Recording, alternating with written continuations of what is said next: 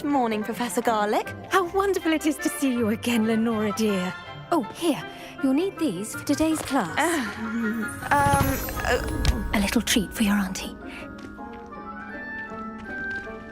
Oh, hello! Class, please welcome the newest rose in our garden. We do look forward to growing together. How thrilling it is to have everyone back together again. This year will be filled with enchantment and excitement, but the most important thing cultivated in herbology is knowledge. The prudent herbologist is no more afraid of the venomous tentacula than the bouncing bulb. Now then, today we will be acquainting ourselves with the mellifluous tuber known as the mandrake root. Accio. Let's see if we can't make our fibrous friends a bit more comfortable, shall we? First, let's protect our ears.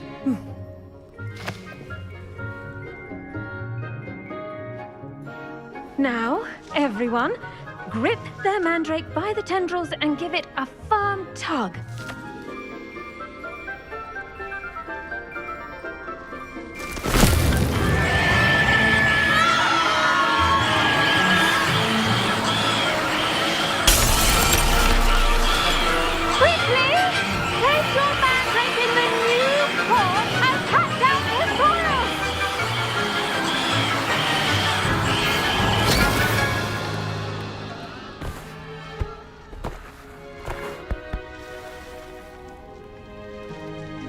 The soil should envelop the root like a warm, dirty blanket, putting the mandrake right at ease.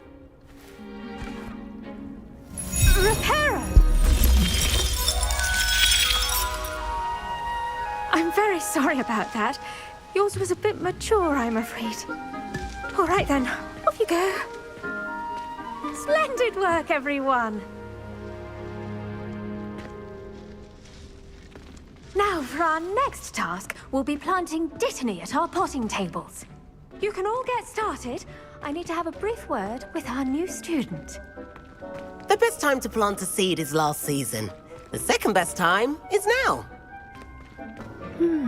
I wonder if hippogriffs like knotgrass. I'd spend all day in the Great Hall if I could. It's always so warm and lively. The gardens at Hogwarts are impressive. Do you think Garlic maintains them?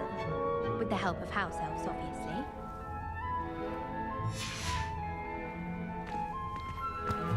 Did you know that you can use the mandrake to defend yourself? Why, the very idea. Yes, Professor? Firstly, well done with your mandrake. They can be rather difficult to get a grasp of. I'll say, I nearly went deaf. Well, yes. Of course, the cry of a mature mandragora can be fatal, so remember to keep those ears protected. Now, as I mentioned, next we'll be planting dittany. Let us find you some seeds. I already have some, Professor. Picked them up in Hogsmeade. You visited the Magic Neep. Wonderful. A prepared student is bound to bloom. I've arranged for you to have your own potting table here in the classroom. Wasn't easy to spare one on such late notice. Plant the seeds there now, and you can return to harvest them later. Even with soil, sunlight, and a bit of magic, they will take time to grow. Let's see how to balance my star thistle arrangement. Niffler's Fancy or roses?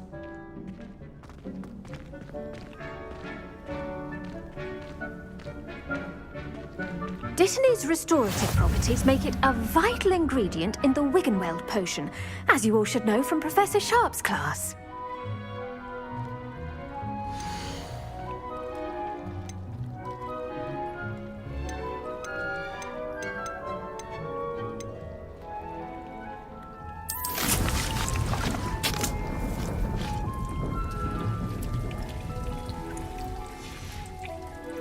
Done! Once it can be harvested, your dittany will be ready to use in Wiggenweld potion. I'll let Professor Sharp tell you about that. Now, what say we branch out? Introduce you to a different different sort of flora, the Chinese chomping cabbage. You'll find that some plants are better suited to uses outside of a cauldron. The cabbages do get testy without something to chew. Fortunately, I have a dummy for them to gnaw on. Be a dear and let them have a good chomping. Yes, Professor. They're in the other greenhouse. It's just at the end of the footbridge leading out of this room. Your classmate, Mr. Pruitt, has kindly offered to accompany you. Come back and see me when you're finished. Oh, and mind your fingers. They do bite. What should I be doing right now? I'd like you to get some hands-on experience. They're in the greenhouse, just across the footbridge. Mr.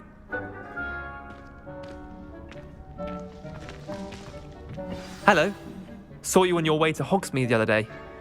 Nice to meet you. I'm Leander. I'll be showing you the Chinese chomping cabbages. Up these stairs will take us there, but your lead. Nice work in Defense Against the Dark Arts, by the way. Excuse me? Your duel with Sebastian! And he's good. Thinks he's really good. But you outright slaughtered him. It was brilliant. Oh, well, thank you. I nearly put Sebastian in his place myself. I mean, I would have, if Hecate hadn't stopped me. Didn't she stop that dragon skull from crushing you? Typical Slytherin trick, dropping a dragon skull on someone during a fight. We Gryffindors fight with honor. No offense. Sorry. Here we are, home of the Chinese chomping cabbage. Go on, grab a few of those cabbages. Just mind your fingers. I almost lost a thumb once. Don't worry, Nurse Blaney put it back on. Trust me, you do not want to go through that.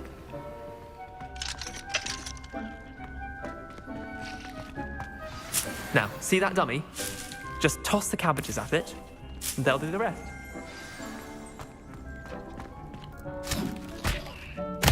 Look at that! They'll chomp on anything they can get their mouths on. Mum planted some in her garden last year to keep the gnomes out. Did save her the de-gnoming, but they left her honking daffodils in tatters. Vicious little bastards, aren't they? My kind of plants. Not like stupid booba tubers and bouncing bulbs. The kind of plants that just have your back in a fight. Not saying you can't go it alone, but, well, imagine that wasn't a dummy. Trust me, Leander. I was imagining it the entire time. You were? I mean, of course, you're, not someone to be trifled with. I see that. Dogweed and deathcap has more of them, if you're keen. Other plants too. Ones your parents wouldn't plant in the garden. You get the idea. Anyway, we probably ought to head back to class. Take your time. I'll see you back in class. Revelio.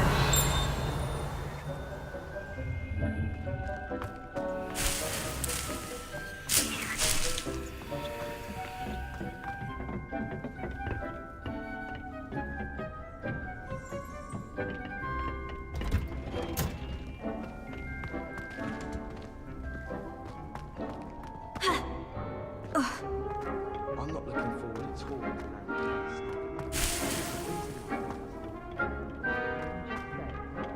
Revelio.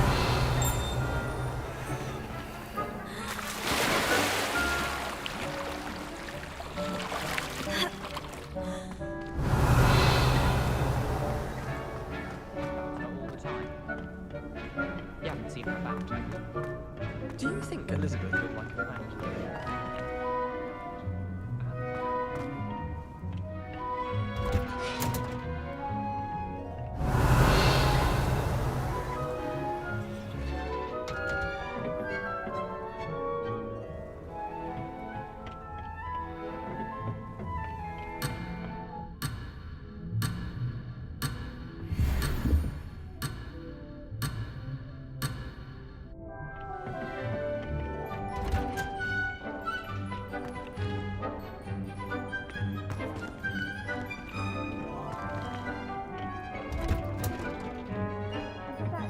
Revelio.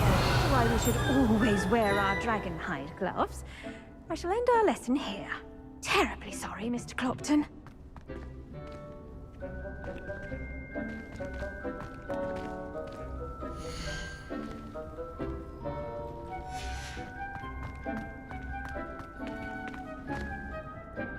I tended to the Chinese chomping cabbages, Professor. Remarkable plants, aren't they?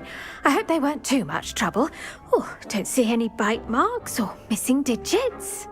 And good, as you do seem to be quite green-fingered. Oh, I'm eager to see your skill in the soil continue to blossom.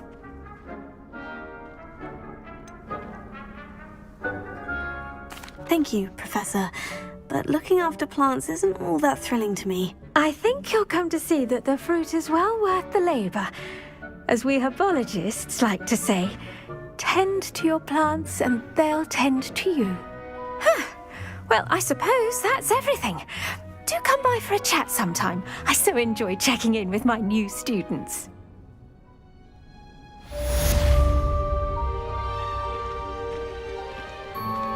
Those mandrakes are really relishing their new pots. Only cost me my damned hearing.